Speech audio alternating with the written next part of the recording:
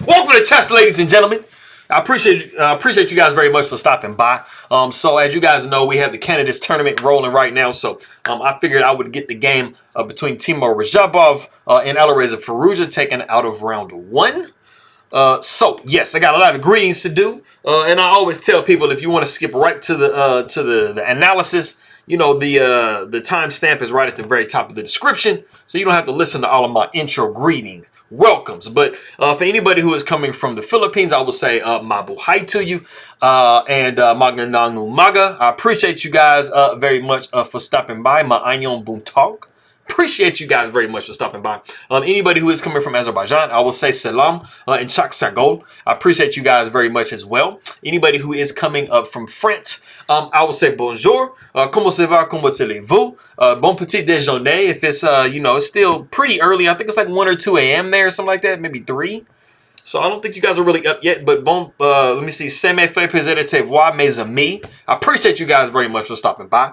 Anybody who is coming up from Iran, or who does speak Farsi, I will say salam and kheli mamnoon. I appreciate you guys very much. Merci. Assalamu alaikum to you if you are Muslim or anybody around the world. Just, peace to you. Peace upon you. But if you guys are ready to go, let's take a look, see what we got for this game. So we do have D4. We got knight to F6. We got C4, E6. As you guys know, I mean, this is like a very, very super common way to play when you do start the game with D4 and knight to F6. You have a lot of options branching off at this point. So the knight does come to F3. This is personally how I play. Kind of waiting to see, like, where's the bishop going? If are we going to play D5? We're going to get into some Catalans. Like, what do we got rolling? So we do see D5, and then we do see knight to C3. We got pawn takes C4, E4, and then we do have B5. And so, it has kind of like some hints of Queen's Gambit accepted, just slightly different. But we do have Firouzja wanting desperately to hold on to this, this C4 pawn. But as you guys are aware, it is very, very hard to do that. And white does have a really nice center, so they have the ability to start like kind of pushing some pawns. So we do see E5 in that position. The knight comes to D5, and we do see knight taking B5. So we have gotten the pawn back. And now basically black is trying to focus on keeping this C4 pawn because, I mean, right now, everything is even pawn-wise. So if they drop this pawn, they're basically just going to be a pawn down. So knight does come to B6, trying to make sure that we hold on to that. We see bishop to E3. Knight comes to C6. We see bishop to E2. We got bishop to E7. Castles. And then we do have the move knight to C3. Now, some of you guys might be wondering, okay, the knight is up there on B5. Can we play like rook C1 and like just double attack this pawn and like win it, basically, right? Well, we have a situation where if we do see rook to C1 right now, you are going to have some slight problems. The bishop is going to come to B7. We would see bishop taking C4, knight taking C4, and then rook taking C4, and then the very, very nice move queen to D5. And I mean, after we see queen to A4, desperately trying to hold on, bishop would come to A6. I mean, you just have an issue where you have too many kind of undefended pieces that are just pretty much held together by the queen. And there's, a way to deflect the queen away from the protection of this rook. And, I mean, either that or you're just going to drop in exchange. You're going to come back, something like this. But, I mean, you're making all these defensive moves and you're just really just wasting a lot of time. So we do not see Firouzja go into that. We do see after castles, we do see knight coming back to C3. And we're just basically just avoiding all of that stuff. So, that's definitely what makes these players like the next level is they're able to calculate and see a little bit farther into the future and think like, okay, that's not going to be good. That's going to, put me in too much of a defensive position. So when you can start calculating, like, making sure you don't go in a situation where you have to literally just keep defending, that definitely puts you on another level. So we do see rook over to B8. We see the move A3. Knight comes to A5. And, man, I mean, you know what? This B3 square is looking kind of juicy. You can always try to come back with a knight back here, but I mean, you do have problems. This being a backward pawn, just things trying to attack it. C5 can come. Oops, that's not what I meant to do. I was just saying C5 could possibly come. The knight moving is giving the possibility for C5 to come in certain positions. But we do see queen over to c2. We see knight down to d5. Rook 8 comes to d1, and then we do see bishop to a6, and this is the novelty of the game. Like I said, black's main goal and focus is to make sure that they hold this pawn because, I mean, as of right now, the pawns are equal. So if you drop this pawn, you're basically just going to be down, you know, a pawn for like absolutely zero reason. So the bishop does come back to d2. We see, did I not do that? Huh, I forgot that. Okay, I'll see if I can wing it.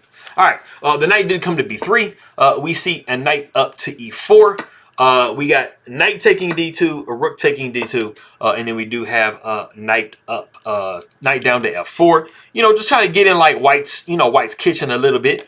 So it is in this position that we do see bishop takes c4. And you remember what I was telling you before about saving the pawn? You know, basically we have a position where, you know, white has like snipped the pawn off the board. We have reached a position that if you do want to pause the video and see what move Firouzja comes up with to try to deal with the fact he just lost the pawn, go ahead and do so.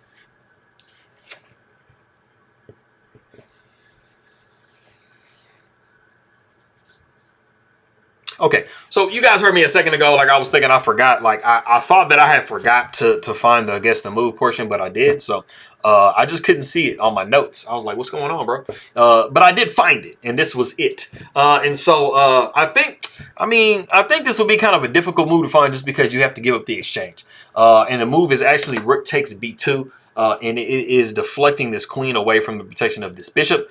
So you are getting your pawn back. And like I said, you are having to give up the exchange, which in this particular position is actually very legitimate. You know, white does have an advantage, but I mean, you know, it's still fairly equal and stuff is a little bit loose. So we do see queen taking b2, of course. The bishop does take c4, so this does displace the rook on f1. After we see rook to c1, the bishop does come up to d5. And the thing that you can say about the position is you do have equal pawns, but I mean, for black, you do have the double bishop. So even though you gave up the rook, you still have some really nice slicing bishops in here. And it definitely makes the situation like, you know, somewhat defensive for white to have to play. You know, it's kind of hard for you to get your rooks really rolling because, you know, black can really just kind of play c6 if they want and just basically just like put this bishop on d5 and it's just sitting there beautifully forever. And you can't really penetrate. You'd have to try to move over here with your rooks. So we do see a rook over to e1 because that knight was kind of hanging a little bit. We do see queen to a8, just adding extra pressure.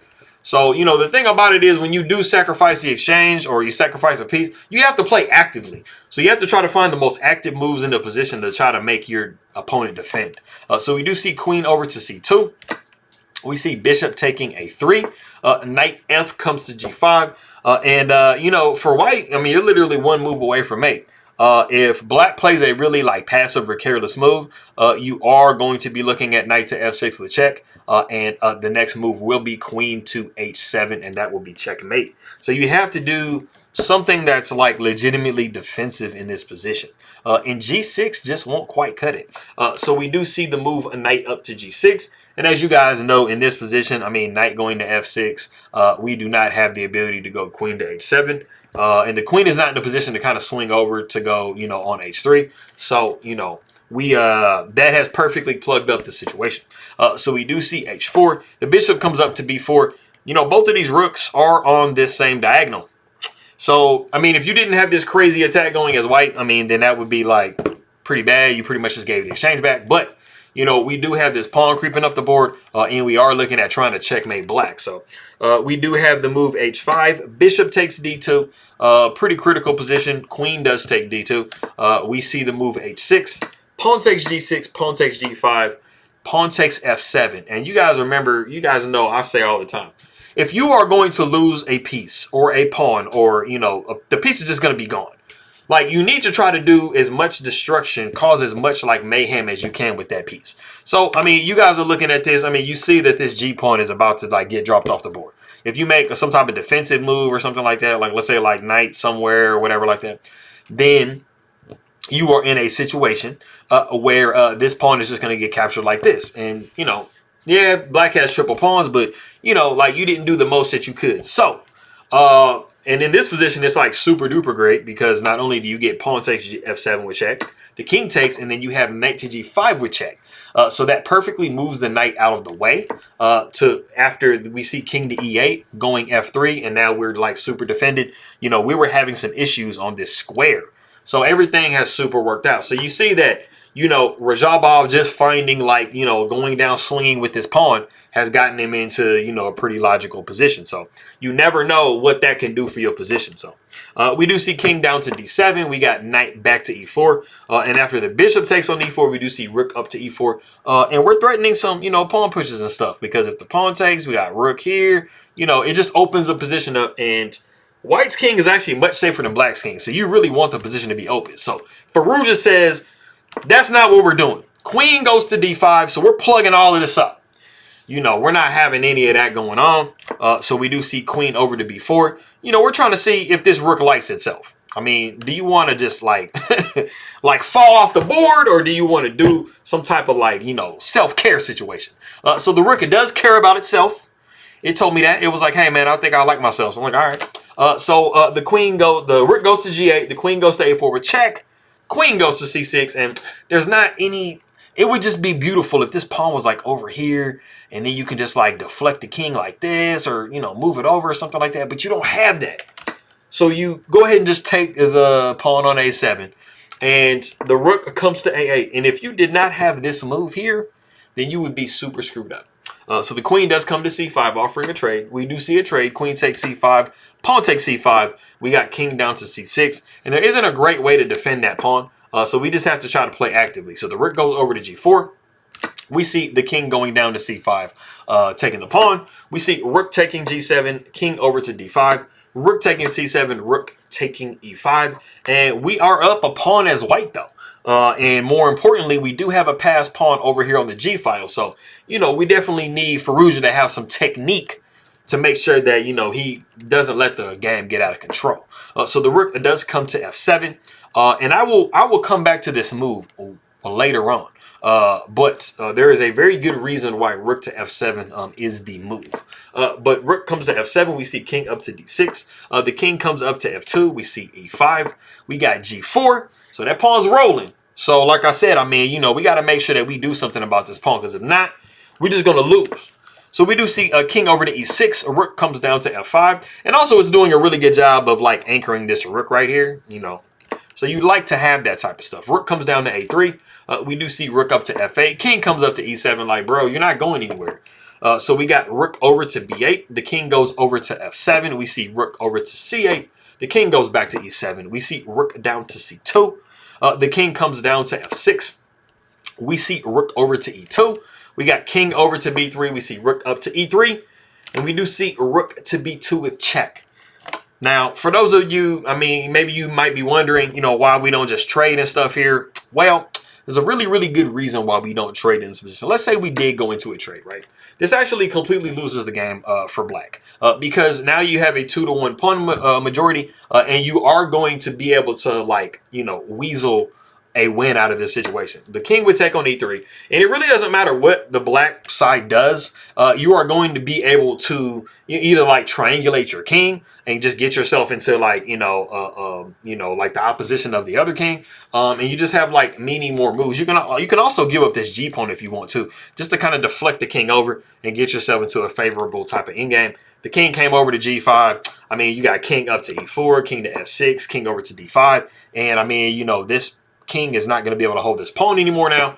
So that's one way. Another way is after we see king to e3, you know, you might be saying as black, like, I'm just going to like back up some, you know, but you have king to e4, king comes down to e6, and then you have g5. And at some point, this king is going to have to corral this pawn on the g file. So if the king steps over to d6, you got king to f5, and it's similar to the situation, like you are just outflanking and getting into a position where this king is not going to be able to pretty much hang on to this pawn.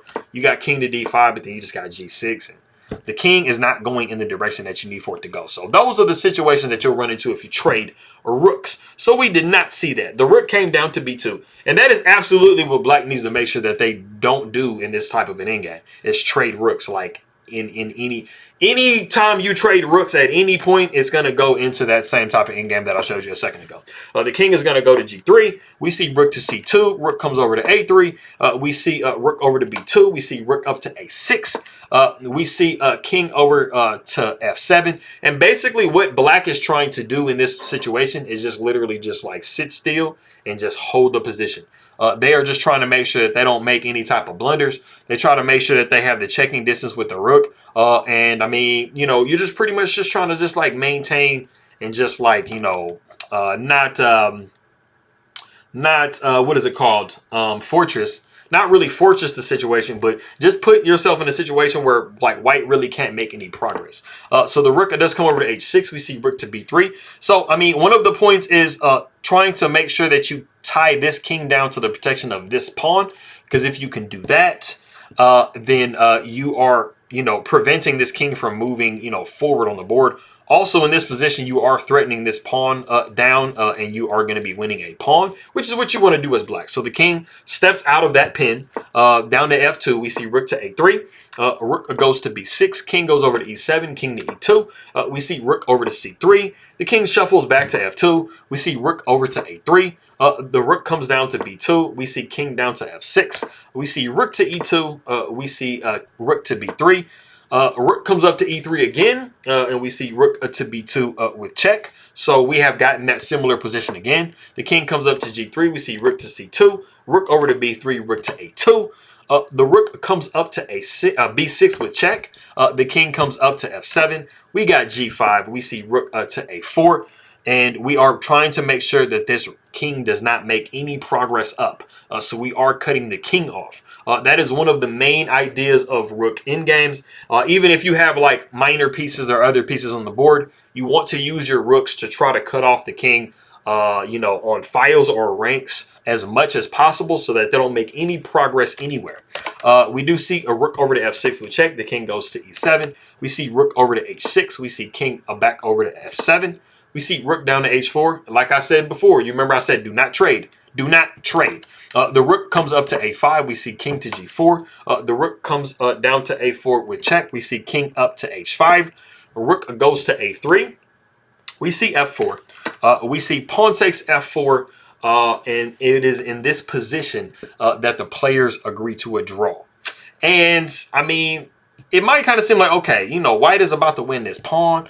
Like, why did they agree to a draw? Like, can't you do something with it? Well, I'll explain. If the rook takes on f4 with check, the king is going to go over to g7. And there really is no way to dislodge this king, you know, literally from this file. It is just wanting to just like literally step in front of this pawn to make sure it doesn't go anywhere. And like I said before, this rook is going to be making sure that this king is cut off. So if we see maybe rook to c4, the rook is going to come to h3 with check. Rook goes to h4. We're going to go to rook to a3. So we're just trying to repeat positions. And then the rook comes up to a6. So the major ideas that you're thinking about when you are in these types of endgames is either coming behind and checking the king to death or going in front and making sure that the king can't make progress this way. It's a doubly situation because not only is this king kind of in the way, this rook is also preventing the king from coming up. So this king and this rook together basically makes it where you cannot push this pawn. And you can't really put the rook behind because the rook is just going to come down. And, I mean, you just can't move the pawn. So, basically, black is just trying to make sure that it prevents everything that white is trying to do. And in this type of an endgame, you have the ability to do so. So that is that game. Like I said, we do have pawn taking, you know, f4, and that is the position that we got into. So, I appreciate you guys very much. Maraming salamat aking makaibigan. Merci beaucoup. Chak sek go. And Khayli Mamnoon. And I will see you guys next time.